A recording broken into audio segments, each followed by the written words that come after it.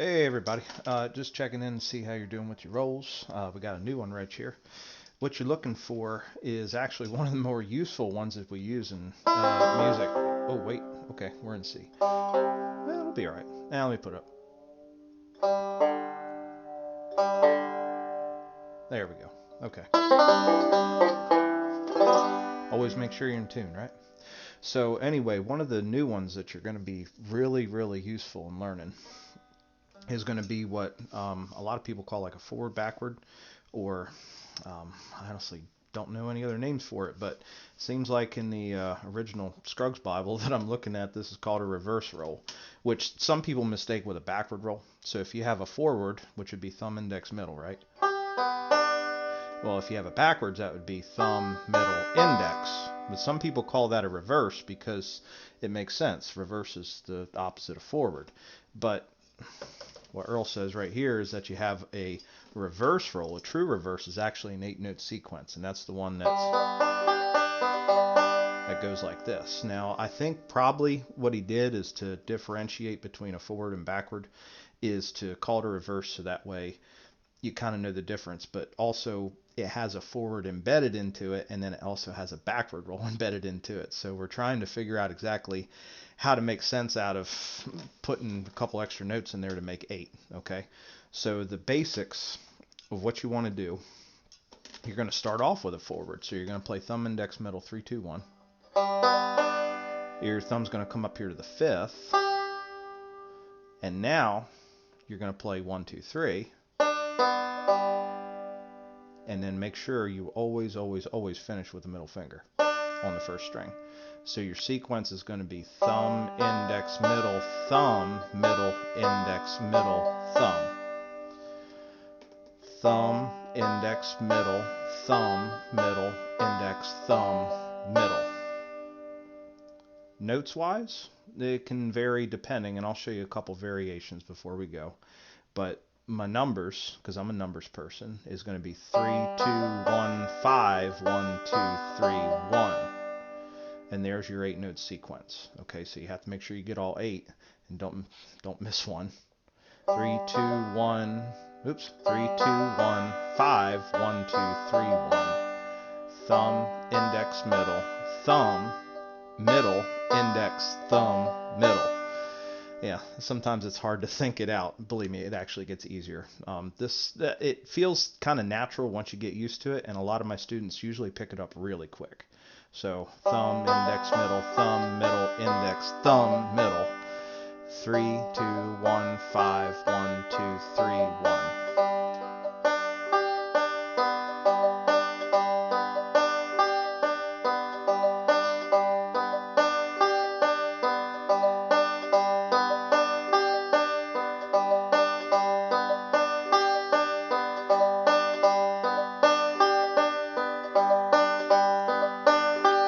A little bit quicker.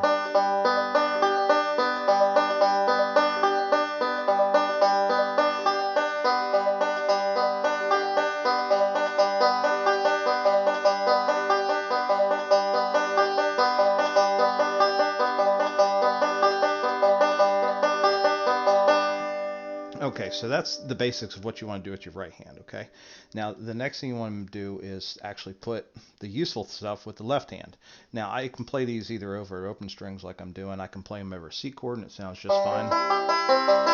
Very useful when you play C chord tunes, okay? But also, you can incorporate that slide that we've been working on. Now, a lot of people will say you got to go 2 to 4 on your slide. And you're right. So if you go up to your 4th, make sure you're coming back to have your pull off, because you want a 3 to 2 pull off, not a 4 to 3 pull off. Okay, so slide all the way up. Make sure you get back for that pull off. Okay, so I'm going to slide on that first note. I'm going to slide on that thumb on the 3rd string. Finish my roll out until I come back to the 3rd string again, and that's where I'm going to pull off with that thumb. Finish on the middle finger. So slide, pull. And that's the most common one you use. So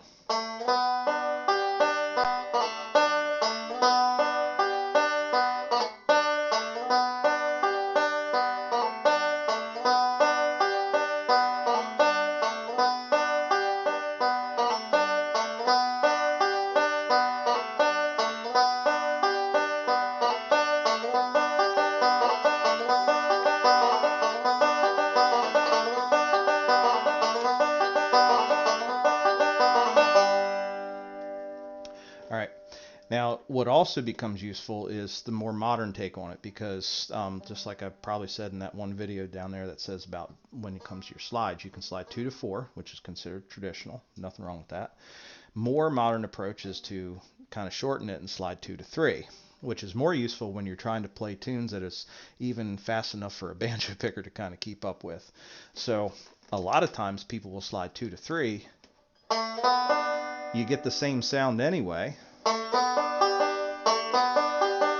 and you also don't have to go back and find your 3-2 pull-off. You're already preset for it. So a lot of times, especially with quicker tunes, it's actually more efficient.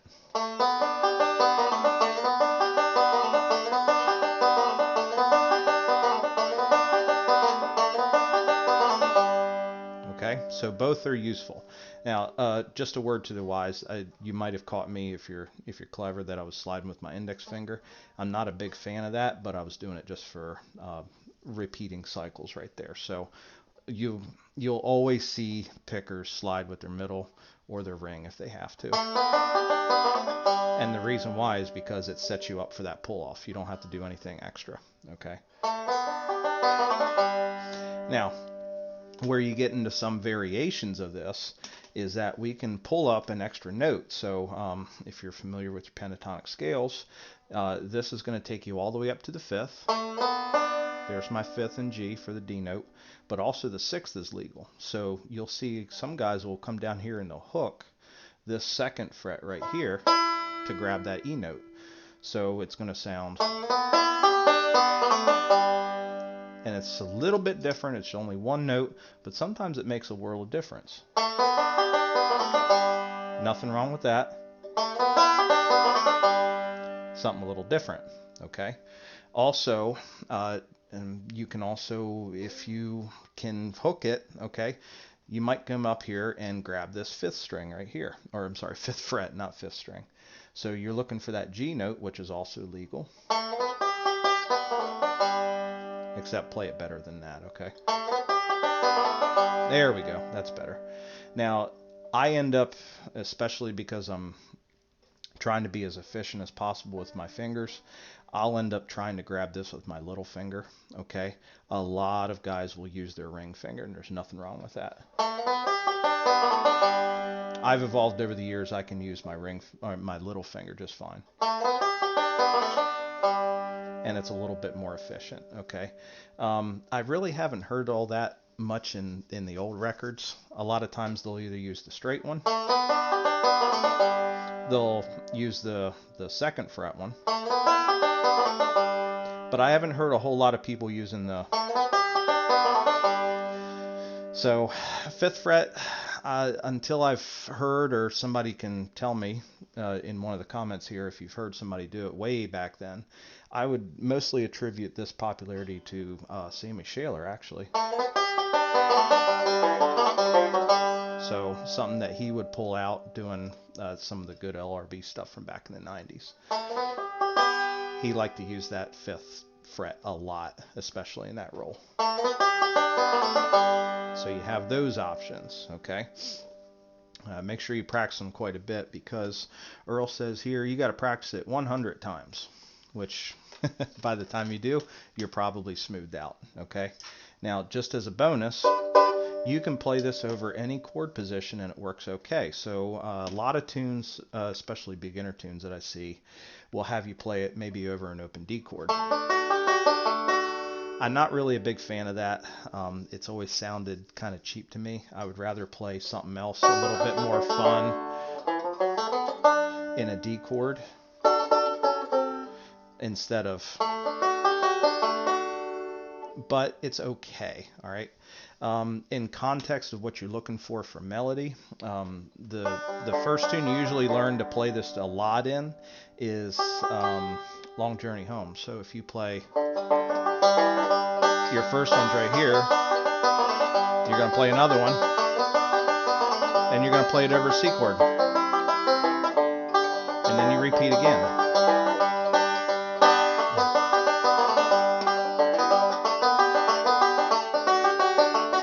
So So there's probably 5 or 6 forward backward rolls in an introductory version of that tune, and a lot of them sound pretty fine. Even when like the Johnson Mountain Boys would rip them off in the 80s, like Tom Adams or Dick Underwood was playing them about 120 mile an hour. You can hear them on those records. All right, so make sure you practice up on it. 3, 2, 1, 1, 2, 3, 1. Wait, sorry. 3, 2, 1, 5, 1, 2, 3, 1. There we go. Sometimes it's just easier to play than it is to think about it. Sometimes you'll be asked to play over the 4th string, which is perfectly fine. You're just moving your thumb where it needs to go. Okay, so I can play over a C chord that way, which in this case would be 4, 2, 1, 5, 1, 2. Now I have an option, and I'd play 4 again, and then a 1. So 4, 2, 1, 5, 1, 2, 4, 1 is an option. So it would be 4, 2, 1, 5, 1, 2, 3, 1. There's nothing wrong with either one of them. But the whole point of a roll is that the sequence stays the same. Okay, so thumb, index, middle, thumb, middle, index, thumb, middle is what your brain is going to learn. As a bonus, I can also do the same thing over an F. So I can play I can play a standard 3, 2, 1 reverse roll,